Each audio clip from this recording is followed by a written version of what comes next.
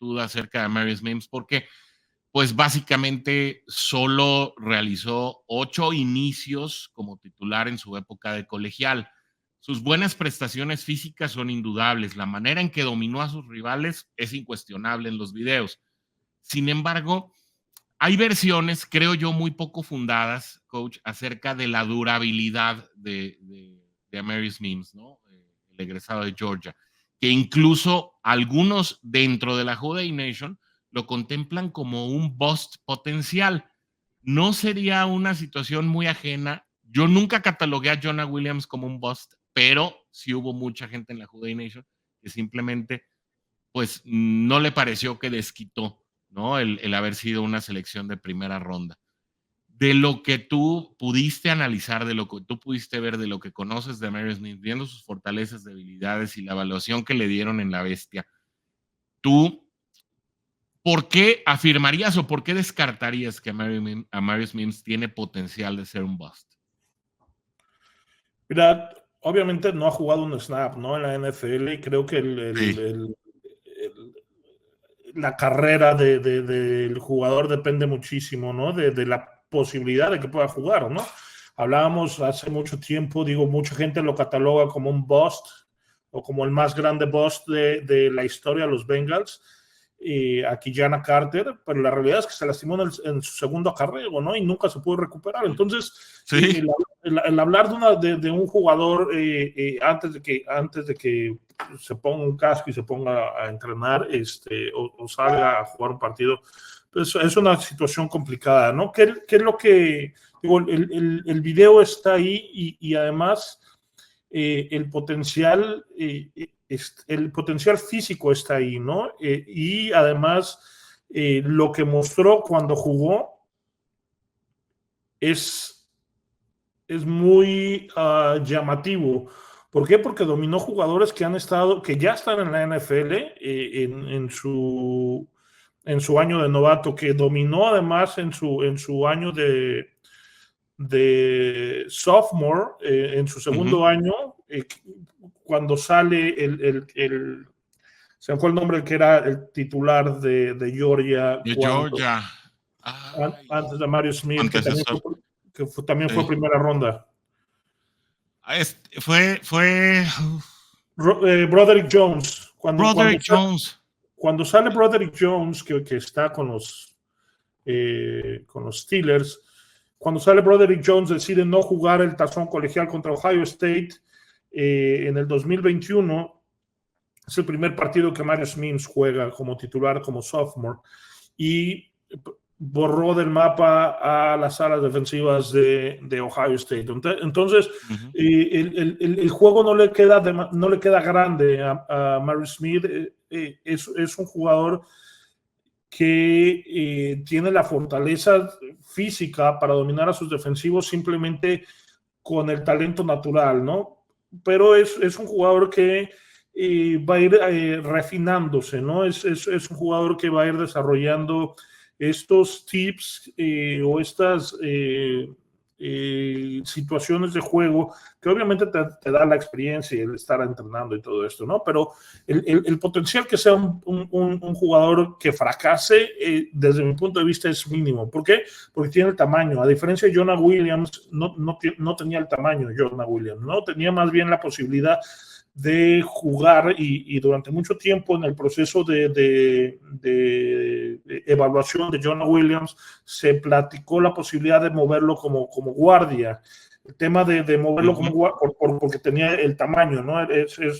Obviamente es más chico que Amarius Mims, pero el tema de Jonah Williams fue que fue un jugador fino o técnico, ¿no? No tenía esta agresividad para poder sentarse enfrente de un tackle defensivo y poderlo dominar como hombre de línea interior, ¿no? Entonces, son características diferentes, ¿no? Además, el fútbol que se juega o los linieros que juegan en Alabama normalmente tienen algunos problemas para desarrollarse como profesionales, a diferencia de lo que pasa con Georgia, que son linieros ofensivos que están más acostumbrados a jugar un esquema de juego profesional que es algo que hace muy bien ahí Kirby Smart cuando estuvo en su momento y la gente que ha estado como coach de línea en Georgia, ¿no? Entonces, digo, Cincinnati hizo la tarea, o sea, no es que se haya desesperado en seleccionarlo, porque además un pick después los Steelers seleccionan a un tackle ofensivo limitado de tamaño, es un tackle que es un twinner o es una mezcla entre guardia y tackle, y que los Steelers lo seleccionan para jugar adentro, ¿no? Entonces, no es que haya habido una corrida de tackles y entonces Cincinnati se espera y dice, si no agarro me quedo sin nada, ¿no? Porque además en la segunda ronda salió de este chico de Washington, el otro tackle, Rogerson, perdón. Y bueno, después hubo un par el chico de Yale que también era importante, ¿no? Entonces. Estaba el de Notre Dame que te gustaba también, ¿no? Sí, también el otro tackle. Ajá. Entonces, digo, había tal. Creo que Cincinnati hace bien la tarea. Creo que escoge al jugador que tiene el mayor potencial para ser una superestrella y que seguramente, y alguna gente lo menciona, va a ser el mejor tackle de esta clase por encima de Joe Alt y de los tackles estos de Oregon y de Washington que salieron antes que a Marius Mims. Entonces, obviamente, repito, ¿no? El factor de riesgo está, ¿no? En cualquier jugador que no lo hayamos visto pisar un campo profesional, pero creo que el potencial es muchísimo mayor al riesgo que pudiera haber. Y yo agregaría, coach, además, mal concebido, pues sí, mal concebido efecto en el que hablan de que Mims es muy propenso a las lesiones, precisamente porque se le reagravó su lesión de tobillo el año pasado. Sin embargo, no fue algo que estuviera bajo su control. Es decir, él tomó un paso hacia atrás y tuvo el infortunio de encontrarse con uno de los rivales. Y bueno, esta fue la situación que efectivamente lo lleva a reagravarse esta lesión. Pues sí, le detuvo tal vez el desarrollo de la temporada, pero creo que no es un jugador de estos injury prone o propensos a las lesiones, como les dicen en los Estados Unidos, que además es una narrativa que también veo en ciertos grupos de aficionados de NFL que le quieren también, pues, digamos, enjaretar, ¿no? A Joe Burrow, ¿no? En el sentido de que va a ser un Andrew Luck 2.0 y que es un tipo que se la pasa la mitad de la temporada lesionado. La verdad, yo creo que todas estas narrativas vienen de semianalistas y pseudo comentaristas de NFL que en la vida ven un partido de Cincinnati. Claro, pero igual podemos decirlo, digo, a Joe Purdy ya le pasó, o sea, lleva 2 temporadas terminando o perdiendo partidos, ¿no? Por temas de lesión, también ya le pasó a Lamar Jackson, ya le pasó también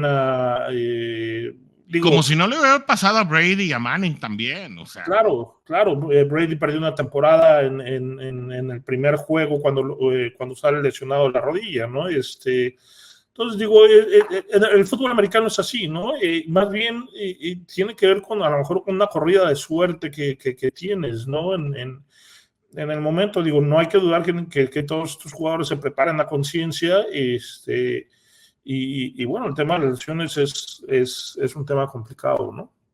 Totalmente. Y bueno, coach, regresando obviamente al tema de los novatos, aquí tenemos los números asignados a 8 de los 10 novatos, no nos copiaron en el gráfico los 10, pero creo que estos son los 8 que en un momento dado podrían tener un mayor nivel de impacto y obviamente esto lo estamos pronosticando a nivel ronda, ¿no?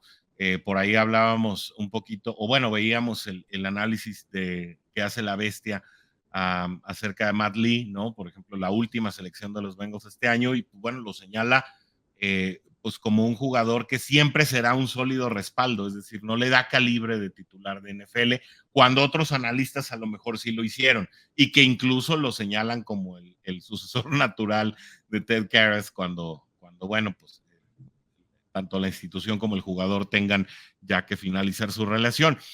aquí la pregunta que yo te haría y poniéndote a estos chicos bueno, pues obviamente tú también hiciste tu análisis, ¿cuál crees que vaya a tener el impacto más inmediato? No el mayor, sino el impacto más inmediato con el equipo. ¿A quién ves teniendo más snaps en la temporada y de esos snaps, pues obviamente la aportación significativa? Los dos tackles defensivos van a jugar más de 500 snaps en la temporada, ¿no? O sea, el hecho de que Cincinnati perdiera a DJ Reader, los Bengals lo tratan de suplir con 3 jugadores, ¿no? La realidad es que tanto Jenkins como Jackson van a estarse rotando con BJ Hill y con Rankins prácticamente todos los partidos, ¿no? Entonces, ellos sí o sí van a jugar y sí o sí tienen que tener un impacto positivo para el equipo porque si no, la temporada va a ser difícil en el tema defensivo, ¿no? Creo que la selección de Jenkins es bastante sólida. Se ha hablado mucho de que Lua Narumo lo quería a cualquier costo. Precisamente por eso sale en una segunda ronda, cuando muchos analistas o mucha gente que habla del draft y scouts lo tenían finales de la segunda, principios de la tercera. Cincinnati decide no arriesgarse porque era lo que su coach quería y lo selecciona en la segunda ronda, ¿no? Creo también que el tema de las alas cerradas va a ser importante porque el tema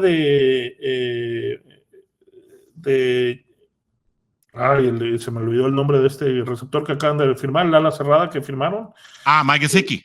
Gesicki, sí, perdón.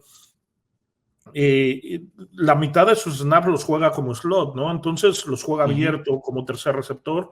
Y creo que por ahí va a estar jugando mucho, ¿no? Y el tema de tanto de Eric All como el otro chico van a estar jugando más pegados a la línea.